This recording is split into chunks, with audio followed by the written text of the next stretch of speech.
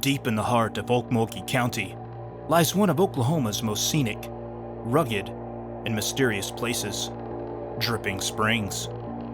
Known for its thick forests, hidden coves, and towering bluffs, this park has been a quiet witness to generations of strange stories. For decades, local residents have whispered about something living out here. A presence that moves quietly through the timber. Seen only in fleeting moments, but remembered for a lifetime. As far back as the 1920s and 30s, newspapers across Oklahoma printed stories of wild men, hairy creatures, and mysterious beings haunting the deep woods. And in 1929, right here in Okmulgee County, a family reported seeing a large, gray, ape-like figure near the Deep Fork River. One of the earliest documented Bigfoot sightings in the state. Over the years, these legends have not faded. If anything, they've grown louder. Eyewitnesses, hunters, campers, fishermen, even local church members continue to report encounters with something that defies explanation.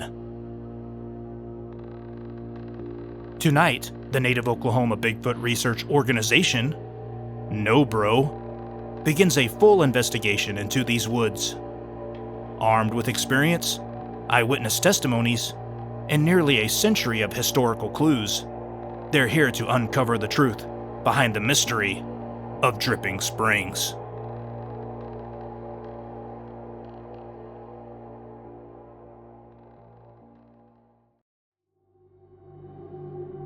In the heart of eastern Oklahoma, where the thick woods meet rolling plains, an unusual story has lingered for nearly a century. It began in 1929, long before the word Bigfoot had ever entered the American vocabulary. In this quiet corner of Oklahoma, a family reported seeing not one, but several towering, human-like creatures moving near their property. They described them as massive beings, covered in hair, walking on two legs, and unlike anything they had ever seen. The account was passed down through generations until, in 2001, an investigator documented the story as part of Oklahoma's growing collection of Bigfoot reports. If true, it would be one of the earliest recorded multi-creature Bigfoot encounters in the state's history. Most Bigfoot sightings describe a single creature. What makes the 1929 case stand out is that there's mention of several. That suggests either a family group or perhaps something that was misinterpreted entirely. Okmulgee County sits along the Deep Fork River, a dense stretch of forest and wetland that has remained largely undeveloped for decades. It's exactly the kind of place where modern witnesses still claim to hear strange vocalizations, catch fleeting glimpses of figures in the trees, and find oversized footprints in the mud. Whether the 1929 Okmulgee sighting was a true encounter with an unknown species or simply a tale grown tall with time, it remains one of Oklahoma's oldest mysteries. A reminder that even in a world mapped and measured, there are still stories the woods refuse to give up.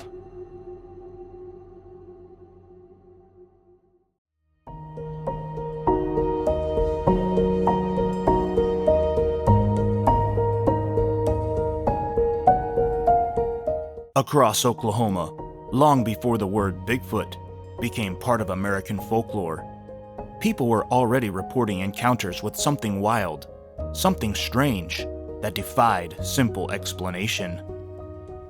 In 1929, just outside Okmulgee, local residents claimed to have seen a massive, hair-covered figure in the woods, a story that would echo for generations, but that sighting didn't come out of nowhere. When we look back through the state's early newspapers, we find that stories of wild men, were already being printed throughout the 1920s and 1930s.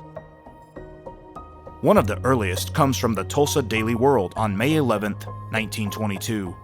The headline reads, "Real Wild Man Goes to Asylum." The article describes a man found wandering outside of town, unkempt, silent, and living off the land. The language used is hauntingly familiar. Hairy, beast-like, unwilling to speak. It's easy to dismiss it as a case of a vagrant, but this kind of description parallels later Bigfoot reports, almost word for word. 13 years later, the Sapulpa Herald printed a short wire story about a wild man captured in the eastern hills. It reads, "Officers report that the wild man who had been frightening farm women for the past week was finally captured today." Again, we see that word, wild man, used to describe something primitive, something outside of normal human behavior. Even though the details are vague, these repeated reports suggest that the idea of a hairy, reclusive creature was deeply rooted in Oklahoma's backcountry folklore. Just a few months later, another Sapulpa Herald article told of a vanishing nudist, or wild man, who eluded local authorities. The details might sound humorous by today's standards, but these stories reveal how common it was for rural Oklahomans to encounter, or at least believe they encountered, mysterious human-like figures deep in the woods. When you line up the timing of these newspaper accounts with the famous 1929 Okmulgee County sighting, which described a large, gray, ape-like figure near the Deep Fork River, a clear pattern begins to emerge. Throughout the 1920s and 1930s, people across eastern Oklahoma were seeing something they couldn't explain. Today, nearly a century later, the Native Oklahoma Bigfoot Research Organization, or NOBRO, is revisiting these same woods at Dripping Springs State Park. Their investigation isn't just about modern sightings. It's about connecting the dots between old legends and new evidence, between archived wild man reports and the ongoing mystery of Bigfoot in Oklahoma. The words may have changed, from wild man to Bigfoot, but the stories remain eerily consistent. Whether it was a misunderstood hermit, a creature of folklore, or something entirely unknown, one thing is certain: the forests around Okmulgee have been keeping their secrets for a very long time.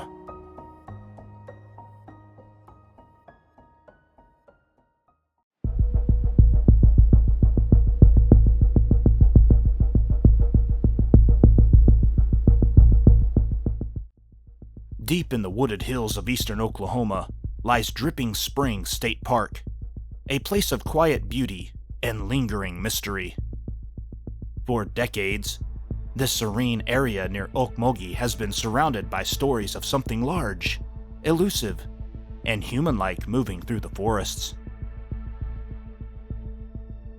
It's sightings like these that have brought the Native Oklahoma Bigfoot Research Organization, NOBRO, into these woods. Their team believes that the landscape around Dripping Springs may hold clues to a long-standing pattern of unexplained encounters. Within a 50-mile circle around Okmulgee and Henrietta, multiple reports have surfaced, each with its own strange details.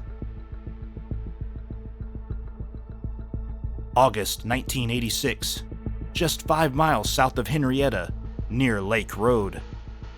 A woman recalled seeing a large, upright figure sprinting across a pasture in the dark. A creature she couldn't identify, but one that moved with unmistakable power and speed. That report became a Class A case in the BFRO database, one of the earliest modern sightings in this area. July 2010, in the countryside outside Okmulgee, a local family shared a story that's been passed down for years.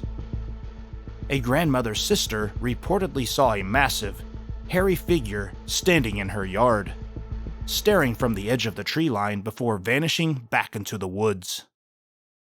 It's a story still whispered about in local circles, one that sparked renewed curiosity among investigators.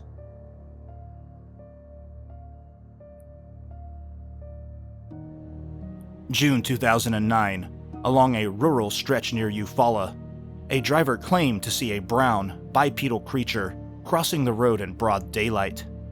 That sighting, recorded in the BFRO's Oklahoma listings, places activity within the same corridor of dense forest and river valleys that stretches north toward Dripping Springs.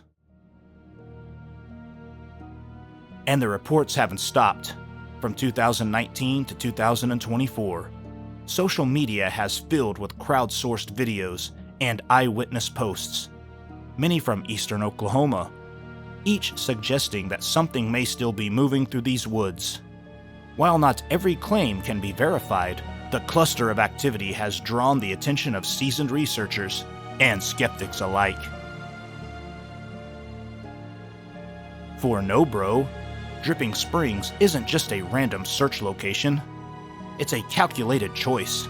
The terrain, the proximity to multiple historical sightings, and the consistent pattern of reports all point to this region as a potential hotspot.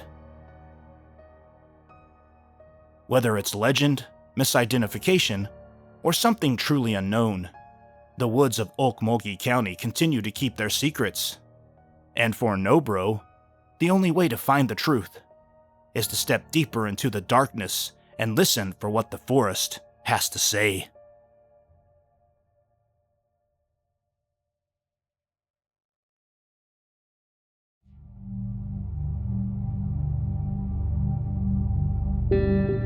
As darkness settles over Dripping Springs, the No Bro team begins its deep woods investigation.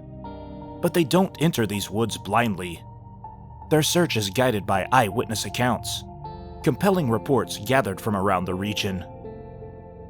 Troy Hudson explains that one of the sightings happened out near Okmulgee. The witness was driving after dark when they saw a massive, brown figure standing on the roadside. The witness thought it was a tree, but saw long hair and eyeshine. It was like the reflection off of headlights. As the witness passed, it was standing straight up and standing still. Its back was against the concrete wall and had its head turned towards the witness as she drove past it. She could see its back and broad shoulders. This Okmulgee area sighting is one of many that place a large, human-shaped creature traveling the corridors between Okmulgee, and the Dripping Springs region. Longtime researcher Jim Mordecai has collected multiple eyewitness reports, all within a short distance of Dripping Springs. One of the most striking accounts comes from a local minister. Late one evening, he noticed movement near the small church building. As he stepped outside, he saw a female Sasquatch bent over in the yard, as if inspecting something on the ground. The witness thought it was the back of a cow until it stood up and had a younger Sasquatch alongside it. Mordecai tells of another eyewitness who reported a terrifying encounter on a county road near Clovis Point, just minutes from Dripping Springs. A large, dark figure crossed the road ahead of him.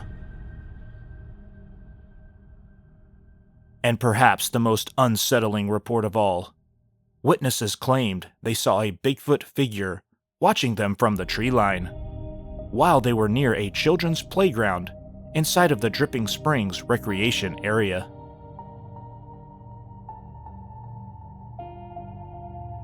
With these accounts, a roadside giant in Okmulgee, a mother and child Sasquatch near a church, a massive figure crossing a rural road, and sightings near a children's playground, a pattern begins to emerge. These creatures, whatever they are, seem to move through the entire Okmulgee, Dripping Springs region.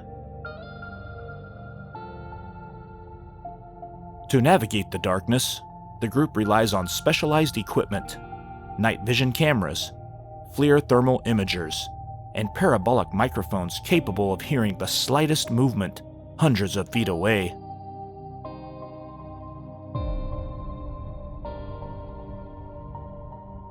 While scanning the forest edge, NoBro member Jody Chisholm picks up something unexpected.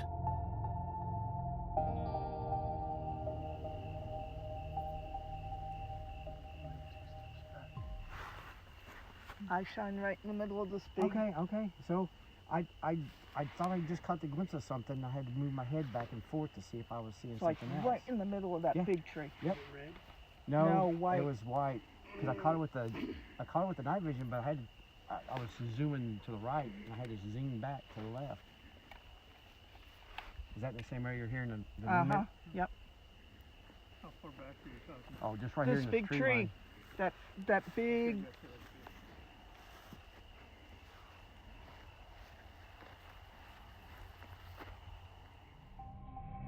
It isn't wind. It isn't a deer. The steps are deliberate, slow, almost cautious. The team freezes, listening, recording, waiting for whatever comes next. Then, just as suddenly as it began, the sound fades, swallowed by the forest. With the forest quieting down, the team tries a second tactic, a night cruise. Sometimes covering miles of back roads is the best way to intercept movement. Using forward and rear-facing dash cameras, Ryan monitors the road, while Jody sweeps the tree lines for heat signatures. Anything that doesn't belong. It's me and Jody. The camera's already rolling. And it's about 10 o'clock Saturday night. We've been around the campfire telling stories. And Jody and I decided to take a night cruise. She's got Evan's thermal. I've got the dash cam on. We're just gonna cruise some of these back roads around the lake, around Dripping Springs, and see if we see anything. So here we go. For a while, the night cruise turns up nothing. No movement, no shapes, no signs of a large animal watching from the trees. In field research, sometimes you feel like you're chasing shadows. Sometimes the forest wins. Then, when they least expect it, something appears. A single heat signature, shaped like a head and shoulder, leaning from behind a tree. It moves, disappears, then peaks again. Jody records the movement. The team reviews the footage, but the identity of the figure remains elusive. 95 years earlier, in 1929, witnesses described a gray, upright figure near this same region, walking along the river bottom, slipping into the woods without a sound.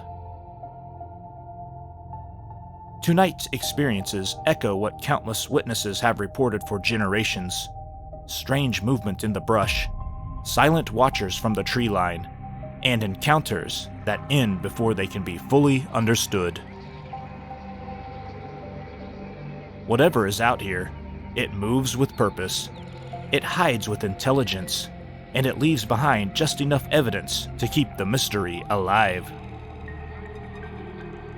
As the night deepens over Dripping Springs, the team continues their watch, knowing that the next sound, the next shadow, the next flash of heat could be the moment that changes everything. And that's why NoBro has come here tonight, to search these woods, to examine these claims, and to determine once and for all whether the legends of Dripping Springs are more than just stories.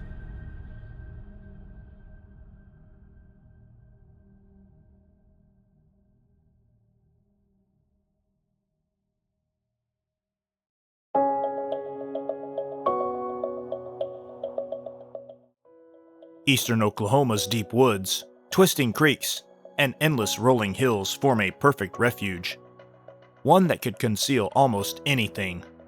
For generations, people have claimed that something large, quiet, and intelligent moves through these forests. If a creature like Bigfoot were to exist, this environment offers everything it would need to survive.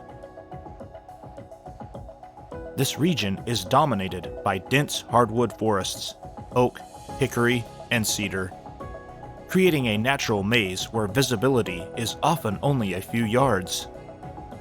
Deep ravines and thick undergrowth provides shelter, travel corridors, and hiding places untouched by most people. A creature relying on privacy would find plenty here. Multiple water sources wind through this area: the Deep Fork River, scattered creeks, springs, and the lakes themselves. Okmulgee Lake, Dripping Springs Lake, and the wetlands surrounding them. For wildlife of all kinds, this is a year-round water supply. For something larger, something that needs to remain hidden, it provides perfect access to water without ever crossing open ground. The region supports a healthy population of deer, hogs, small game, and freshwater fish. For a nocturnal, omnivorous creature, these woods are a buffet, and the ecosystem can easily support a large mammal that avoids humans. Another factor often overlooked is the geology. Much of the terrain around Okmulgee Lake and Dripping Springs is dominated by shale and sandstone, fractured boulders, slick rock layers, and compacted ground. This kind of terrain makes it extremely difficult to find clear tracks. Footprints simply don't hold in shale or sandstone. Even a creature weighing several hundred pounds could move through here without leaving a trace. For researchers, it's frustrating. For a creature trying not to be found, it's perfect. To understand the environment firsthand, the No-Bro team hiked the Oak Leaf Trail, a twisting path that follows ridgelines and dips into the thick brush. During the hike, investigator Evans Bailey points out several unusual features in the landscape. Just came across where this has been laid across the trail. It's been here some time. It's broken off right here. This is about a 4-inch diameter here, and it has recently had green. This has recently been a green tree. So something broke this off here and laid it there, and that would have taken quite a bit of strength. Several people, or I don't know, but that's just very interesting. It's right here by the trail. Looking around, we don't see any other trees in this kind of shape. So, interesting find. No-Bro senior investigator Troy Hudson explains that not all branches in the woods can fall perfectly in place. You have this right here, you have this right here, you have this right here. So if you look at the way the tree branch is, if you go to lift it up, for it to have fallen, it would have to come through all this, Remember, and look how this has also got a Y right here. So if it fell, how did it fall perfectly? And then right into the elbow, how did it make it past this? If it fell this way, how did it make it past this branch? Right. The only way for this to be in here is if you picked it up and brought it in here. And see, I'm even having difficulty with that. Spinning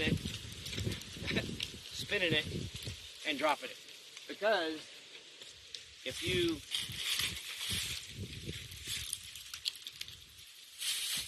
okay, ready? Yep. So this in my opinion, something Placed it there. stuck it like that. So we've got a nice tree bend here over a small creek, a little runoff ravine. This tree is dead. It's been dead a while. There's nothing holding down the top of the tree though. Usually there's evidence where a bigger tree or something has fallen on, and pushed this over. And so you'd have a big trunk laying here and the top of this smaller tree pinned underneath, but there's no large debris here at all. So, don't know what originally bent this tree over. Just interesting. We look for things that look strange in the woods. This looks strange, but there's no immediate sign of what would have caused it. Steep hills, thick forests, endless water, abundant wildlife, and unforgiving rock terrain. Dripping Springs is more than just a park. It's a natural fortress, a place where something could live, travel, hunt, and vanish without a trace. Even if there is a creature hiding in Oklahoma's deep woods, this is exactly where it would be.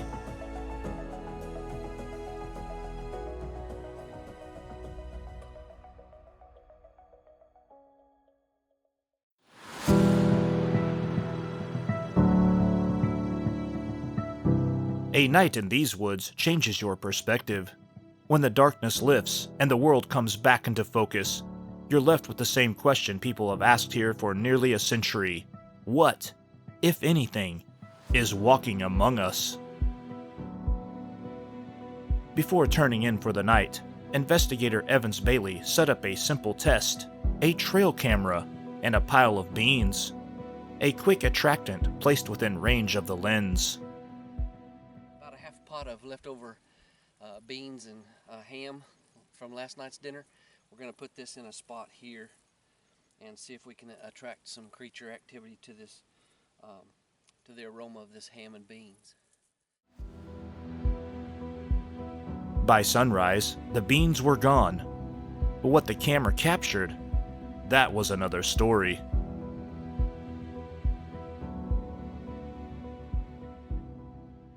So we're back on Sunday morning, November 16th, back to the spot where we left our trail camera here, south of the camping area, back in the woods, and we had a bait station set out. Let's see, we already had 41 pictures from the night before, from Friday night, and now it shows a total of 64 pictures. So we'll be interested to get these home, put the disc in the computer, and see what we got. Put the card in. I've read all the pictures on my phone here. Kind of a rookie mistake, I guess, because us gathering there, the game camera, of course, caught pictures of us. And anyway, that's all that I got on the phone here on the memory card.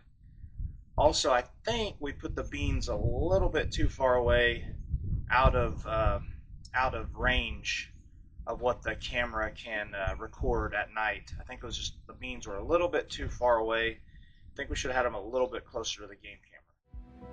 No prints, no visitors, nothing definite. Just a lesson learned, and one more mystery added to the stack. While Ryan reviewed the camera, NoBro member Chris Ramsey offered his own recap of the night's activity. At one point, the team divided into 2 groups of 4, covering more ground, more angles, and more possible approaches through the woods. This tree, Troy, Sarah and Judy passes this tree. I'm in the backside. I'm the watch on the backside. And as Troy, Sarah, and Judy is coming up towards this other tree line here, I'm back a little further, just going a slower pace. All of us had heard as we hit that first tree, like a big stick or something. So something threw that in there. And as soon as we got to the second area over here, as Troy, the rest of the team, is going this direction, I'm staying back a little, And as I'm pursuing them, as I'm continuing to catch up with them, so I'm about halfway in between the 2 points, something starts off through that tree line, exploding through that tree line, coming around to where Troy's at, and comes and makes a U-shaped turn. Whatever it was, it pushed us back. Separate teams, different locations, yet similar experiences. Moments that suggest something was sharing the woods with them. But, like so many nights before, the evidence refuses to give a straight answer. No prints, no clear visuals, just stories, and questions that refuse to die. Maybe that's the real power of the legend, not in proof, but in persistence. In the way these mysteries continue to pull us back into the woods, listening, watching, wondering.